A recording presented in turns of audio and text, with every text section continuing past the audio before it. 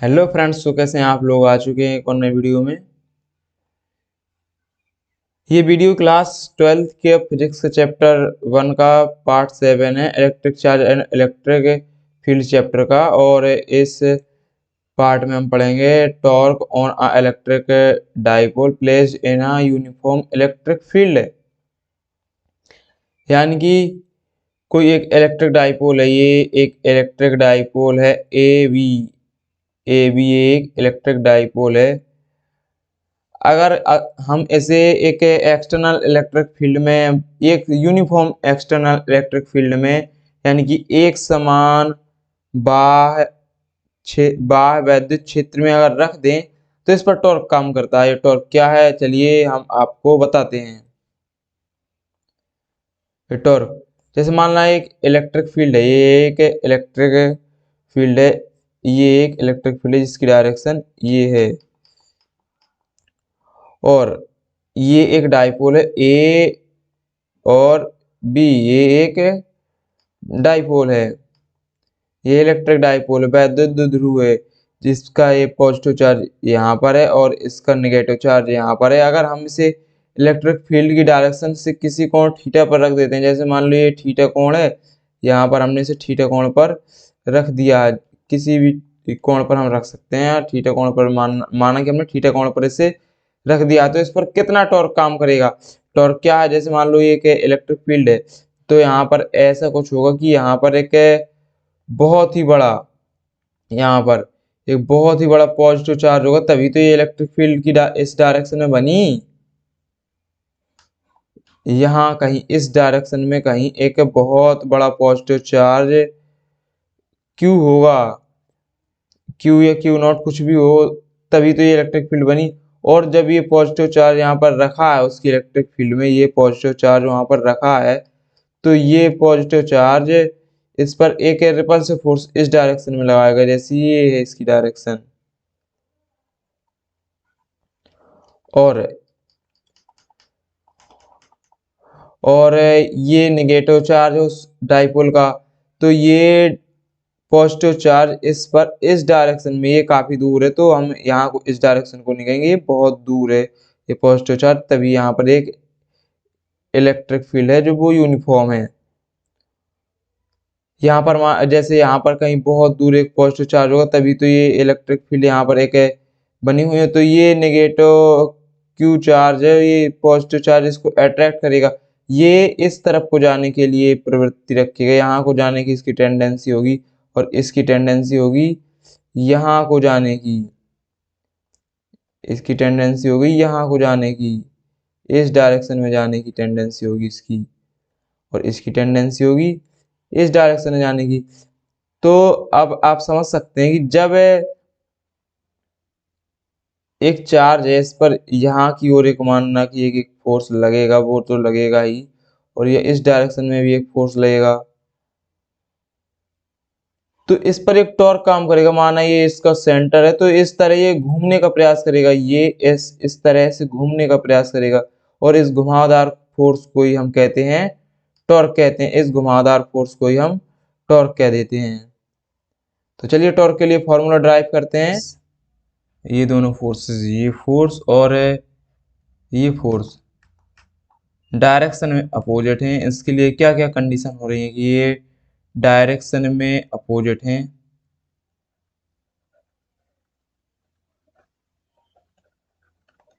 Opposite in direction,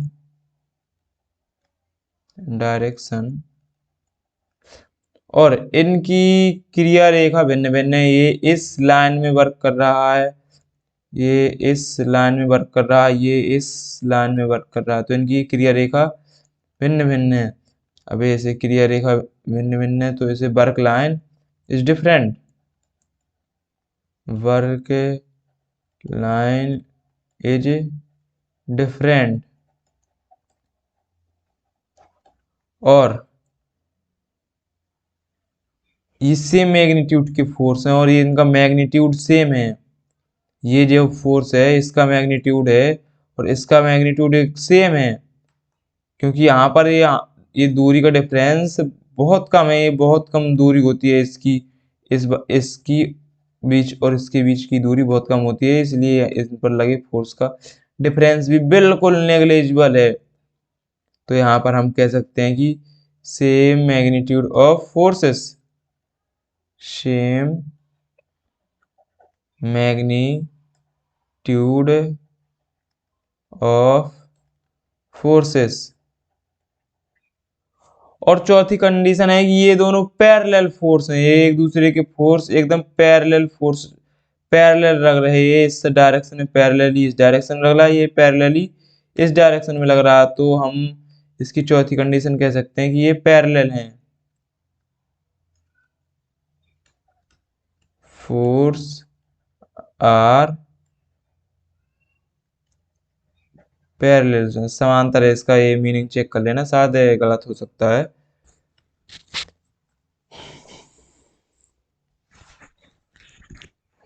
तो ये condition होती है एक टॉर्क के लिए। तो हम कह सकते हैं कि इनसे, इन चार कंडीशन से इन पर एक टॉर्क वर्क करेगा। इस पर टॉर्क हमने इंट्यूटिवली भी देख लिया है कि इस पर एक टॉर्क वर्क करेगा। तो इस टॉर्क का फॉर्मूला क्या होता है? Torque is equal to force. अब इस फोर्स को कौन सा फोर्स कंसीडर करेंगे? इन दोनों का समेशन नहीं ना, इन दोनों का किसी भी तरह से कुछ नहीं, बस केवल एक फोर्स का मैग्नीट्यूड, केवल इस फोर्स का मैग्नीट्यूड ले लो या एक इस फोर्स का मैग्नीट्यूड, केवल एक फोर्स का मैग्नीट्यूड हम यहां पर लेंगे और इनटू उन दोनों के बीच की, उन दोनों वर्क लाइन के बीच की एकदम लंबवत दूरी यानी कि पैरेलल डिस्टेंस। तो इन इसकी वर्क लाइन ये है, इसकी वर्क लाइन ये है, इसकी वर्क लाइन ये है, तो इसकी पैरेलल डिस्टेंस क्या होगी? ये होगी इसकी पैरेलल डिस्टेंस। तो इस पैरेलल डिस्टेंस को हम ड्रॉ कर लेते हैं। चलिए, पैरेलल डिस्टेंस इधर से ये यहाँ तक और इधर से ये इधर तक, ये एकदम क्लियर लाइन है, थोड़ी वो गलत भी हो गई है। चलिए, तो ये तो अपन को 90 डिग्री है, आपको दिख ही रहा होगा।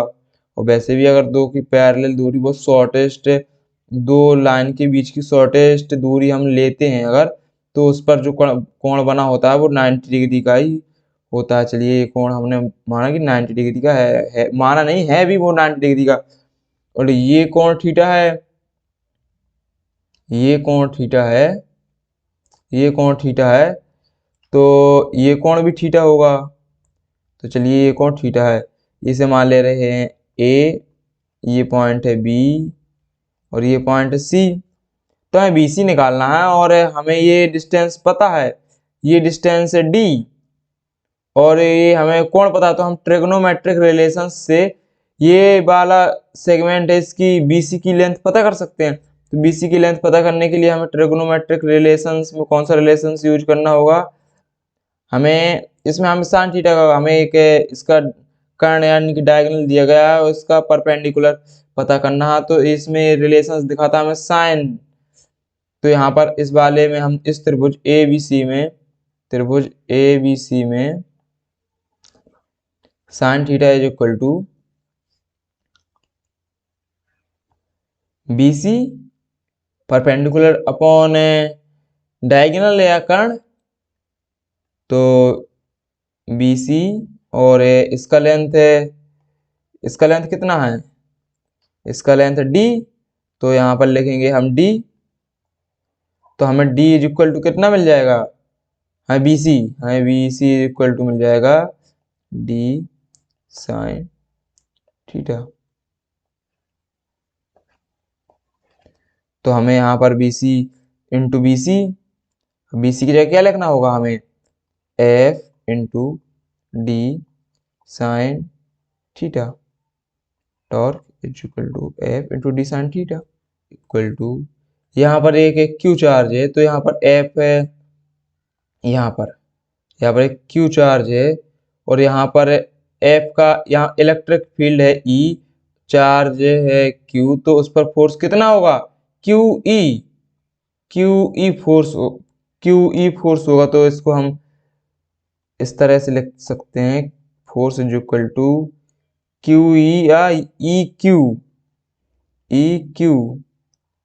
Into D into sine theta. अब एक चीज और, एक Q इंटू डी क्या है, Q इंटू डी क्या है, ये है उसका moment of electric dipole P is equal to 2Q L था, जहाँ 2L उससे दोनों चार्जों के बीच की दूरी थी, और Q था उनका एक दो में से एक का चार्ज। तो ये 2L क्या है, दूरी, और ये क्या है, उन दोनों के बीच की दूरी, और ये क्या है, Q एक का चार्ज, तो ये हो जाएगा P। तो हो जाएगा tau is equal to, P को पहले लेके ले रहे हैं हम, P E साइन थीटा। जैसा कि हम जानते हैं, टॉर्क एक वेक्टर क्वांटिटी है, P भी एक वेक्टर क्वांटिटी है और E भी एक वेक्टर क्वांटिटी है। तो दो वेक्टरों का हमें वेक्टर गुणन करना होगा, तो इसके मतलब वेक्टर फॉर्म में हम किस तरह लिखेंगे, वेक्टर फॉर्म होगा इसका, चलो हम इसके वेक्टर फॉर्म में लिख रहे हैं। तो torque is equal to vector P cross vector E। ये हो जाएगा टॉर्क के लिए हमारा फॉर्मूला। हम torque is equal to E cross P नहीं कर सकते, वरना तो उसका डायरेक्शन अपोजिट हो जाएगा। ये आप रूल्स ऑफ वेक्टर्स में पढ़े होंगे, या फिर आप यूट्यूब में जाके सर्च करना रूल्स ऑफ वेक्टर, तो आपको इसके बारे में डिटेल्स एनालिसिस मिल जाएगा, तो आप उसको पढ़ लेना। ये फोर्स है,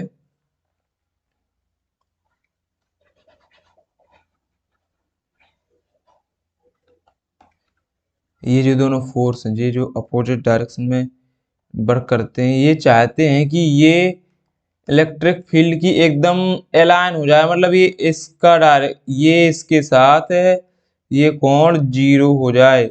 ये ऐसा टेंडेंसी रखते हैं, यहाँ को यहाँ इस साइड को खींचकर, ये इसको इस साइड को खींचकर ऐसा टेंड करते हैं कि ये यहाँ का कोण 0 हो जाए। ये इसको इस तरह, इसको इस तरह, ये इसी को अलाइन करने का, ये मतलब इसकी हम जैसे मान लो कि हमने इसे फ्रीली छोड़ दिया, तो ये अब इस तरह आ जाएगा, और ये रेस्ट अवस्था में आ जाएगा, ये इस तरह हो जाएगा, और ये रेस्ट अवस्था में आ जाएगा। और इस फोर्स को, जो इस पर फोर्स लगता है, हम इसे रिस्टोरिंग फोर्स भी कह देते हैं। वो इसको रिस्टोर करने के लिए टेंड रहता है, रिस्टोर करने की प्रवृत्ति रखता है, तो हम इसे कह सकते हैं रिस्टोरिंग फोर्स। ये जो फोर्स होता है वो इसको रिस्टोर करने का एक प्रवृत्ति रखता है। तो चलिए मिलते हैं अगले वीडियो में, जब तक के लिए गुड बाय।